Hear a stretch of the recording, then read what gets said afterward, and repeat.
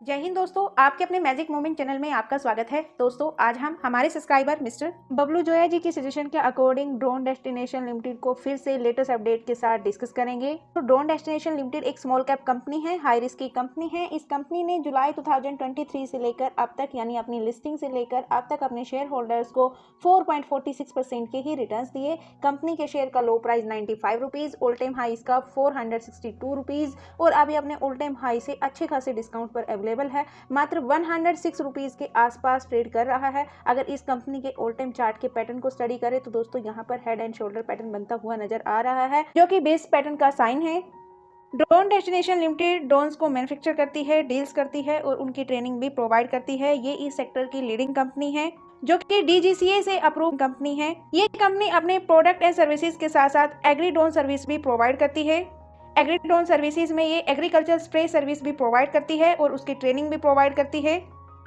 अगर इस कंपनी के क्लाइंट्स और कोलैबोरेशंस को डिस्कस करें तो दोस्तों इस कंपनी के clients Reliance, Tata, Airbus, ITC, IFFCO, Aditya Birla group, buyers etcetera जैसे दिग्गज कंपनी इस कंपनी की क्लाइंट्स हैं। और इसके साथ साथ इस कंपनी के कोलैबोरेशंस को डिस्कस करें तो दोस्तों इस कंपनी के कोलैबोरेशंस में state governments Haryana, Himachal Pradesh, Madhya Pradesh, Bihar, Gujarat, Karnataka, Arunachal Pradesh and Andhra Pradesh. इस कंपनी के रिवेन्यू को डिस्कस करें तो दोस्तों इस कंपनी का रिवेन्यू ट्रेनिंग इनकम से 49%, सर्वे एंड मैपिंग इनकम से 47%, ड्रोन सर्विसेज इनकम से, ड्रोन कंसल्टेंसी सर्विस से 1%, मैनेजमेंट फीस से 1%, गेस्ट हाउस इनकम से 1%। और ये कंपनी रिसर्च एंड डेवलपमेंट पर भी फोकस करती है। ये कंपनी R&D के तहत strong emphasis on government flagship project and agriculture solutions भी प्रोवाइड करती है। ये रिसर्च एंड डेवलपमेंट के की areas drone manufacturing, training and skilling, drone services, ecosystem development, strategic partnership, future expansions, government projects. Company के research and development के specific example precision agriculture, infrastructure inspections, disaster management, land record, digitization. और ये company half yearly earning publish करती है। इस company की half yearly earning को discuss करें मार्च 2023 से लेकर अब तक तो दोस्तों इस कंपनी की सेल्स मार्च 2023 के कंपैरिजन में ओवरऑल इंक्रीज हुई है। हालांकि इस कंपनी की सेल्स वोलेटाइल है, कभी अप तो कभी डाउन है, लेकिन अभी मार्च 2025 सेल फाइनेंशियल ईयर 2024 की सेल्स के कंपैरिजन में डाउन गई। और दोस्तों इस कंपनी के एक्सपेंसेस भी मार्च 2025 की हाफ ईयरली अर्निंग में एक्सपेंसेस भी इंक्रीज हुए। इसकी सेल से ज्यादा इस कंपनी के एक्सपेंसेस थे, जिसके कारण इस कंपनी को इस हाफ ईयरली अर्निंग में लॉस उठाना पड़ा, क्योंकि इस कंपनी का ऑपरेटिंग प्रॉफिट भी नेगेटिव में था, ओपीएम परसेंटेज भी नेगेटिव में थी और साथ में इस कंपनी के ऊपर इंटरेस्ट रेट भी इंक्रीज हुआ लास्ट हाफ ईयरली अर्निंग के कंपैरिजन में। यानी दोस्तों इस कंपनी के ऊपर इसका डेब्ट भी इंक्रीज हुआ है।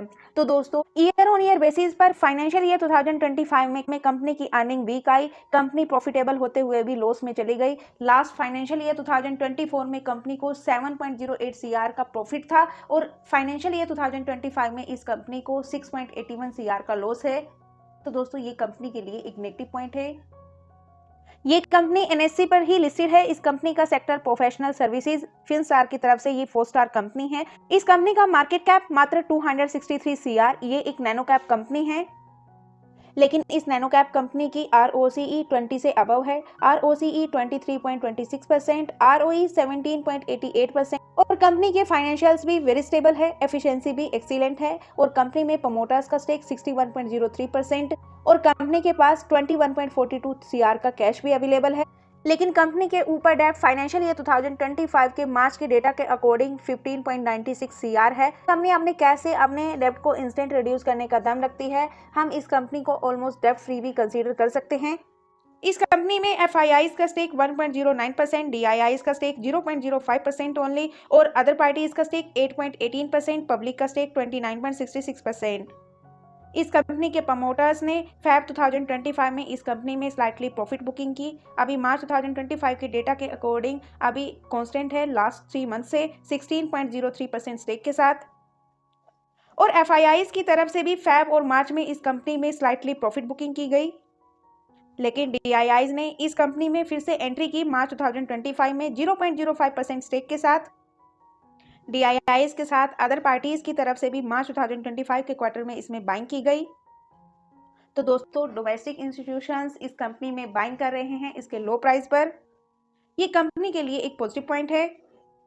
इस कंपनी के प्रमोटर्स के स्टेक को डिस्कस करें तो दोस्तों इस मिस्टर चिराग शर्मा का स्टेक 7.67%, कपिल राणा का स्टेक 0.01%, निधि शर्मा का स्टेक 0.03%, रेणु बसी का स्टेक 0.02%, शशि बाला का स्टेक 53.26% और विवेक शर्मा का स्टेक 0.02%।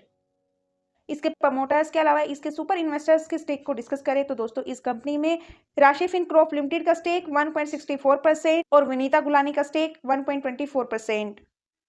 दोस्तों ये कंपनी निफ्टी के कंपैरिजन में लो वोलेटाइल है। इस कंपनी का बीटा 0.80 और इस कंपनी का PE ratio PB ratio undervalued है अपने सेक्टर और कंपटीटर कंपनीज के कंपैरिजन में। लेकिन कंपनी लास्ट 1 ईयर से लेकर लास्ट वीक तक अपने शेयर होल्डर्स को नेगेटिव में ही रिटर्न्स दे रही है। और अभी कंपनी में वॉल्यूम्स को डिस्कस करें तो दोस्तों इस कंपनी में थाउजेंड्स में वॉल्यूम है। ओवरऑल डिलीवरी वॉल्यूम 88% के आसपास है। इस कंपनी के एमडी चिराग शर्मा जी, इनके पास 11 ईयर से भी ज़्यादा का एक्सपीरियंस है। कंपनी के non executive director Ravindra Kumar Verma ji, इनके पास 31 ईयर्स का एक्सपीरियंस है। ये एफएमसीजी इंडस्ट्रीज, एयरलाइन इंडस्ट्रीज और मीडिया इंडस्ट्रीज का एक्सपीरियंस रखते हैं। इस कंपनी के इंडिपेंडेंट डायरेक्टर सत्येंद्र सिंह जी, इनके पास 39 ईयर्स का एक्सपीरियंस है नेशनल एरोस्पेस लेबोरेटरी का। इस कंपनी की company secretary and compliance officer Ayushi Gupta ji, इनके पास 7 ईयर्स से भी ज़्यादा का एक्सपीरियंस है। और इस कंपनी के इंडिपेंडेंट डायरेक्टर राजीव आहूजा जी। शशि बालाजी इस कंपनी की एग्जीक्यूटिव डायरेक्टर हैं और इसके प्रमोटर्स में ये लगभग 50% से भी ज़्यादा का स्टेक होल्ड करती है।